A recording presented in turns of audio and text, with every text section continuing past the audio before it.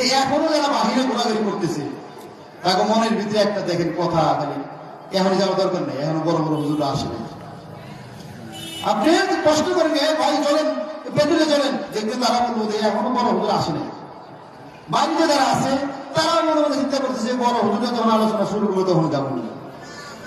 এই ব্যক্তিরা যখন একটু লম্বা সময় দেবো তখন মনে তাকেও গিয়ে বলবো উনি এই শীতের মধ্যে যাওয়ার দরকার কি আছে, বাড়ির দিকে তো শোনা যায়। দেখবেন পরে যে কালকে সকালে যাবো কি বাড়ি থেকে শোনা গেলো এই কারণে তাই নেই। অনেক মানুষের বলবো না ভাই, দেখবেন অনেকেই বলবো হুজুর কি করবো মজ যাবো কি, দেখলাম বাড়ি থেকে স্পষ্ট শোনা যাচ্ছে এই কারণে বাড়ি থেকে শুনছি। আসলে ও বাড়িতে থেকেও শুনে নাই, ও বাড়িতে থেকেও শুনে নাই, আপনাকে বললো যে বাড়িতে থেকে শুনতেছি। এই যে এখন যারা ঘোরাঘুরি করতেছে দেখবেন কিছুক্ষণ পরে একটু পরে কি তারপরে তো কোথায় বাড়িতে থেকে শুনি।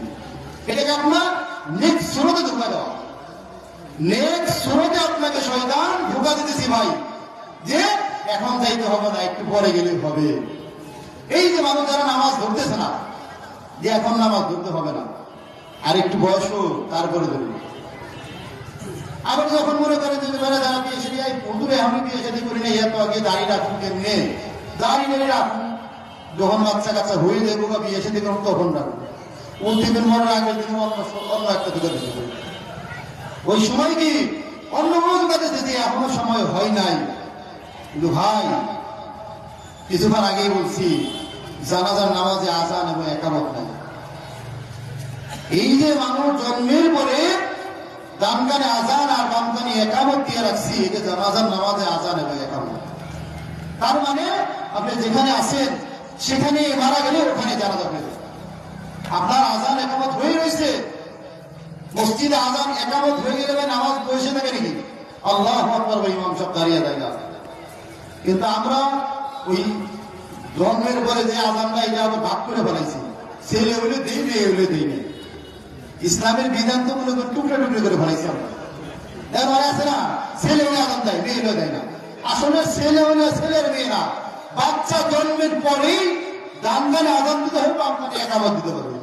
আবার আজান যাও দেই বাচ্চা থেকে ঘরে আমি দেই চোখে, মানে যত উল্টা কাজ আছে আমাদের মনে করে ইসলামের বিধিবিধানগুলো আমরা যেভাবে করা দরকার সেভাবে করি না, যেইভাবে করার দরকার সেইভাবে না করে আমরা মন করা শুরু করে দিচ্ছি। আজান দিতে হবে কি বাচ্চার ডান কানে, বাচ্চার কানে দিতে হবে, আর আপনি দেয় না ওই বাড়ির বারান্দায় দেয় না দুয়ারের মাঝখানে দাঁড়িয়ে দিয়ে দিচ্ছি। এইভাবে প্রত্যেকটি কাজকে আমি আপনি ভাই কি মানে যেটা ইসলাম সমর্থন করে না সেইটাকে আমরা প্রসেস করে নিতেছি, আর ইসলাম যেটা পারমিট করে সেটা ছেড়ে দিতে।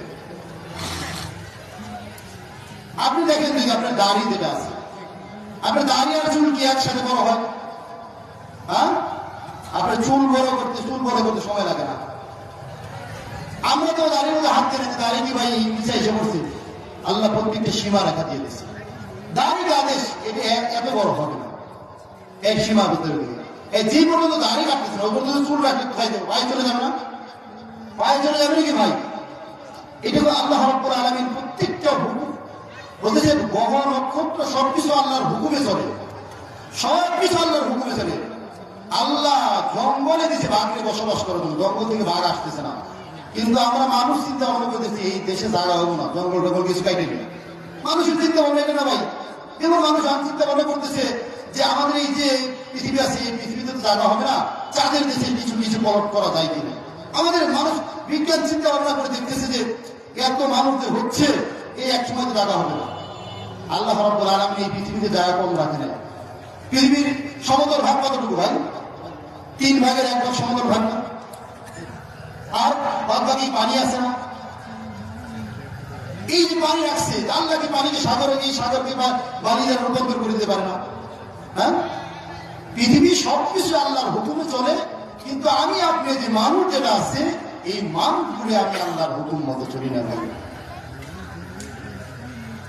যে পানি যেভাবে চলে তার যে নির্দেশ আছে আল্লাহ তাকে খাওয়িয়ে পালতেছে। আচ্ছা বাঘ খায় কি ভাই? বাঘের খাবার কি? হরিণ খাবার জন্য রক্ত আর মাংস খায় না, দামি খাবার কে খায়? বাঘ খায় না। বাকি খাবার রিজার্ভ করার জন্য কিছু বের রাখছে নাকি? রাখছে? কোনো কিছু রাখেনি। এই বাঘের বিশ্বাস আছে আল্লাহ আমাকে বানাইছে আমাকে খাওয়াইব, কিন্তু আমি আপনি মনে করি আজকে চাউলের বছর শেষ হয়ে গেছে, ইয়ে হলো গা, চলুন কিভাবে চাকরি নাই, কিন্তু আল্লাহ রাব্বুল আলামিন আপনার রিজিকের ব্যবস্থা করে আছে। 3 মাস এই প্রাণীদের খাবারের কথা শুনলে আপনি অজ্ঞান হয়ে যাবেন, কিন্তু আল্লাহ রাব্বুল আলামিন সাগরের বুকে খাওয়াইতেছে।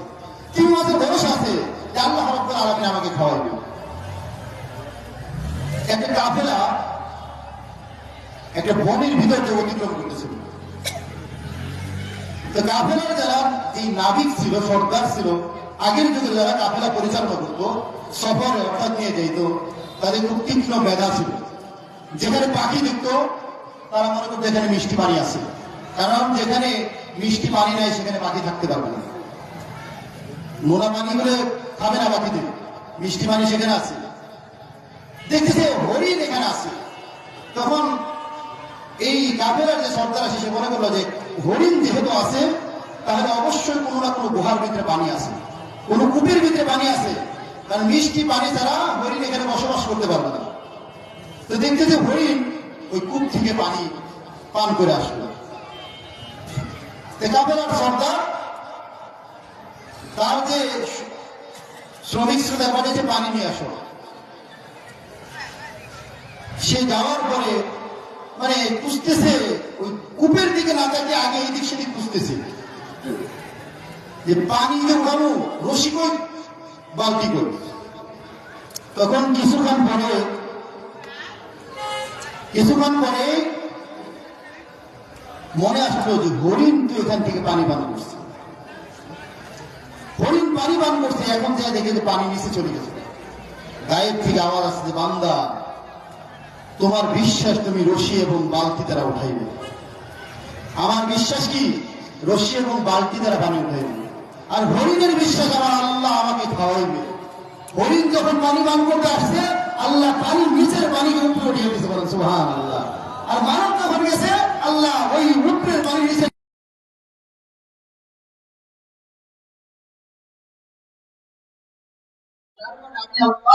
পানিটাকে নিচে নিয়ে গেছিলেন। তোমার বিশ্বাস, এই ইয়াকিন হলো বড় জিনিস। ঈমান হলো বিশ্বাস, আর ঈমানটাকে যখন ইয়াকিনের পর্যায়ে নিয়ে যাবো, ইয়াকিনের পর্যায়ে নিয়ে যাবো, ইয়াকিনের পর্যায়ে নিয়ে যাওয়া কি সবকিছুর মালিক আল্লাহ, সবকিছুর মালিক কে? আল্লাহ। কিন্তু আমার আপনার বিশ্বাসটি এমন নয়। তার একটা উদাহরণ দিতে মনে করেন এখানে একটা ভাগ আঁকিয়ে আছে, আপনি ওই ভাগ জানেন এর ভিতরে কোনো কিছু নাই, আপনার কি করতেছে, হাতে ধরতেছে, এটা কিছুই করতে পারবেন। মনে করেন এটা মরা একটা ভাগ রয়েছে, আপনি ওখানে যাইবেন, ওখানে যাওয়ার পরে কিছু হবে না, কারণ জানি এটা মৃত্যুবরণ করছে, আমাকে কিছুই করতে পারবে না। ঘরের ভিতরে যদি আমাকে হুঙ্কার দেয় কিছুই করবে না, দেখবেন না, আপনি ওই ঘরের ভিতরে থাকবেন, কারণ জানেন যে কোনো মুহূর্তে আমাকে অ্যাটাক করতে পারবে।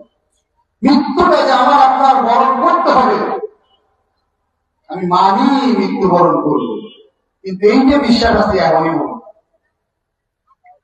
আমি কবরস্থানে আসতেছি, আমি মারা যাইব এটা বুঝি, একজনকে দাফন করতেছি এইটাও দেখতেছি, কিন্তু আমার ভিতরে এই বিশ্বাস আছে, আমি এখনই বলব না, যদিও জবান দ্বারা বলি আমি যে কোনো মুহূর্তে চলে যেতে পারি, যে কোনো মুহূর্তে চলে যেতে পারি, কিন্তু আমার দিনের ভিতরে আরেকটা মানুষ আছে না ভাই, মনের মানুষ একটা আছে না ভাই, সে সাক্ষী দেয় এখনই না, এখনই মরবো না। তো ওই যে মানুষটা আছে ওই মানুষটাকে মানুষ করতে হবে যে না, আমি যে কোনো মুহূর্তে চলে যেতে পারি, আমি যখন তখন চলে যেতে পারি, এই কবরে আমার আসতে হবে, এই কবরে আমার বাবা চলে গেছে, আমার দাদা চলে গেছে, আমার পূর্বপুরুষ চলে গেছে, আমারও আসতে হবে, আমার আগের কর্মীদের টুকরা চলে গেছে, আমার আসতে হবে। ওদের আসতে যেহেতু হবেই, মরার আগে নিজের জিন্দিগি জানি এমন ভাবে পরিচালনা করে যেন মৃত্যুর পরে আমার এই জীবনটা সুখময় হয়। ভাই, কবরে যাওয়ার পরে যদি আমি আটকা পড়ে যাই ভাই, তাহলে আফসোস করে কোন লাভ হবে না, কোন লাভ হবে না ভাই। এখানে ভাই জীবনটা থাকতে এই সময়টাকে আমার হিসাব মিলাই আল্লাহ রাব্বুল আলামিন আমাদের সকলকে তৌফিক দান করেন।